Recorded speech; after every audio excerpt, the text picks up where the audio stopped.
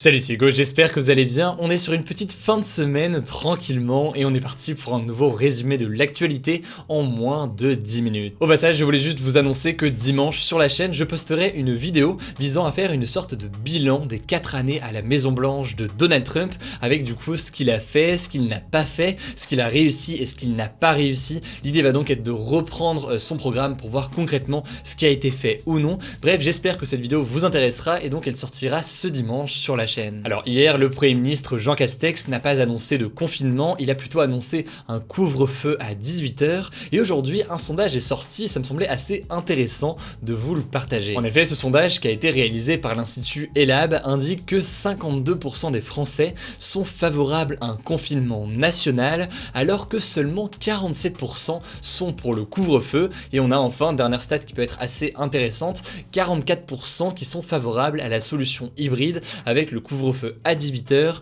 et en plus de ça, le confinement le week-end. Vous l'aurez compris, donc les Français semblent préférer un confinement national plutôt qu'un couvre-feu national. C'est peut-être d'ailleurs aussi le cas de certaines personnes dans votre entourage, mais alors pourquoi? Alors j'ai pu lire vos témoignages ces derniers jours ou alors hier quand j'étais en direct sur Twitch, mais déjà en couvre-feu, il est impossible de faire ses courses ou alors d'aller se promener au-delà de 18h sauf pour sortir son animal, ce qui complique pas mal le quotidien des Français qui par exemple terminent le travail aux alentours de ces horaires-là vers 18h et qui n'ont même pas le temps de faire leurs courses. Ensuite, pour reprendre les mots du professeur Alexandre Mignon, qui est anesthésiste et réanimateur à l'hôpital Bichat à Paris, le confinement semble avoir l'avantage d'être plus vite, plus fort et plus dur. Alors je sais, dit comme ça peut paraître un peu bizarre, mais en gros les efforts de la population sont concentrés sur une durée plus courte que pour un couvre-feu, et vous l'avez vu, un couvre-feu peut en général s'étaler sur plusieurs mois et être donc logiquement très dur pour le moral à la longue. Plus largement d'ailleurs, au niveau moral justement, un couvre-feu est peut-être encore plus mal vécu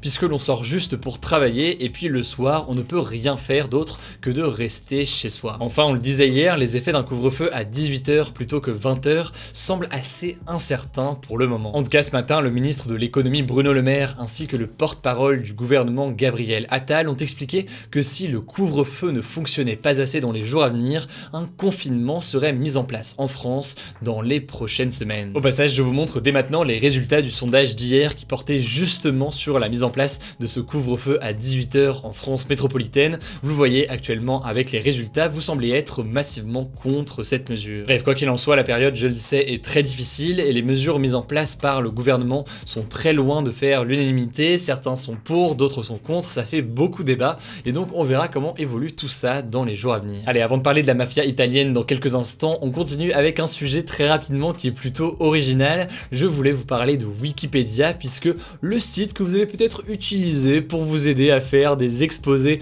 en cours fête ses 20 ans aujourd'hui. Il y a des choses qui sont très intéressantes à dire dessus. Wikipédia, c'est donc cette encyclopédie en ligne, mais alors s'il s'agit d'une encyclopédie, pourquoi est-ce qu'on entend si souvent dire que Wikipédia n'est pas fiable? En fait, ça vient tout simplement du fait que Wikipédia est un site participatif, c'est-à-dire donc que ce sont les internautes qui écrivent eux-mêmes les différentes pages du site. Alors je sais, dit comme ça fait plutôt peur, mais en l'occurrence Wikipédia fait très attention aux informations qui circulent sur leur site et concrètement les contributeurs du site doivent suivre un ensemble de règles pour écrire leur article, dont le culte de la source, c'est-à-dire donc le fait que chaque information doit avoir une origine fiable et renseignée. Au-delà de ça, les articles du site sont le fruit de longs échanges entre beaucoup de contributeurs qui peuvent se compter parfois par centaines sur un seul article. Alors après, évidemment, ça n'empêche pas certains trolls, mais qui sont généralement plutôt vite modérés, notamment parce que la communauté surveille avec attention les nouvelles personnes qui s'inscrivent pour modifier des articles. Au passage, c'est intéressant de noter que Wikipédia, c'est pas une entreprise comme Google ou Facebook, mais c'est bien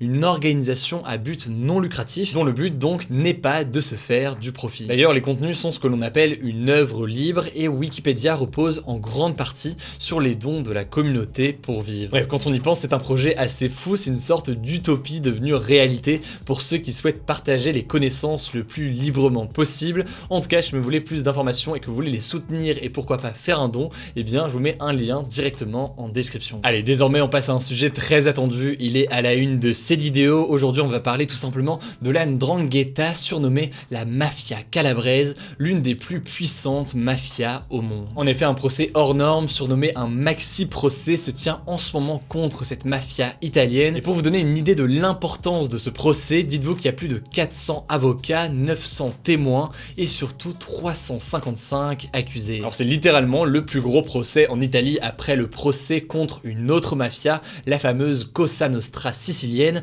en 1986 et 1987. Un procès lui aussi hors norme qui a d'ailleurs donné un film, Le Traître, sorti en 2019 et sélectionné au Festival de Cannes. Alors sur le banc des accusés, il y a des membres de la mafia calabraise et les personnalités qui sont suspectées d'être leurs complices. Donc parmi eux, on a des dirigeants politiques évidemment, mais aussi des policiers ou encore des hommes d'affaires. Bref, c'est l'intégralité du système de cette mafia qui va être jugée dans les jours à venir. D'ailleurs, il y a tellement d'accusés que les juges ont mis 3 heures au total pour décliner toutes les identités, dont certaines avec des surnoms dignes d'un film hollywoodien, puisqu'il y avait Petit Gros, Blondinet ou même La Chèvre comme surnom des personnes accusées. En l'occurrence, si on devait retenir une seule personne accusée, ce serait évidemment le boss de la mafia, Luigi Mancuso, qui a déjà passé près de 20 ans en prison. Alors concrètement, de quoi sont-ils accusés? Là encore, il y a une liste énorme de crimes: association mafieuse évidemment, meurtre et tentative de meurtre, trafic de drogue, usure, abus de pouvoir,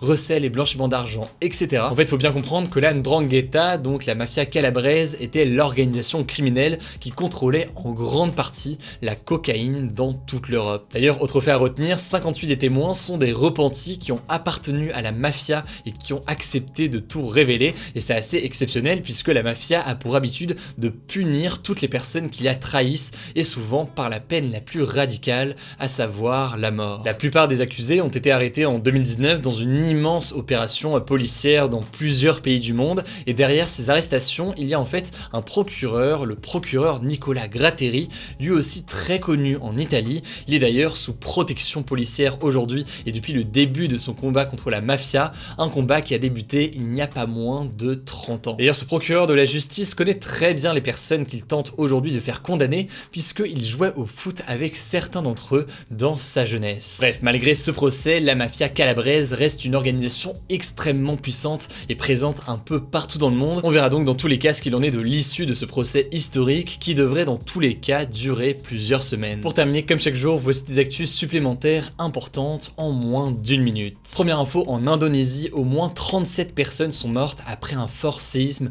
de magnitude 6,2 sur l'île de Célèbes. Un hôpital s'est effondré à Mamuju, la ville la plus affectée, et les sauveteurs recherchent encore en ce moment des dizaines de patients et personnels médicaux qui sont portés disparus sous les décombres. Deuxième info, en France, ça n'a rien à voir, le préfet de police de Paris, Didier Lallement, et plusieurs hauts magistrats sont visés par une enquête pour faux témoignages. Didier Lallement, qui a été nommé par Emmanuel Macron lors de la crise des Gilets jaunes, est notamment accusé d'avoir menti devant la commission d'enquête de l'Assemblée nationale il y a quelques mois. En effet, à ce moment-là, il avait affirmé ne pas connaître les organisateurs de la manifestation non autorisée de policiers au mois de juin dernier, ce qui serait faux selon le député de la France Insoumise, Hugo Bernalicis. Enfin, troisième info, en France, elle est plutôt insolite, une entreprise souhaite équiper ses salariés d'un boîtier anti-rapprochement physique. Il s'agit du groupe Essity qui produit notamment des mouchoirs en papier, et en fait, ils veulent installer sur les salariés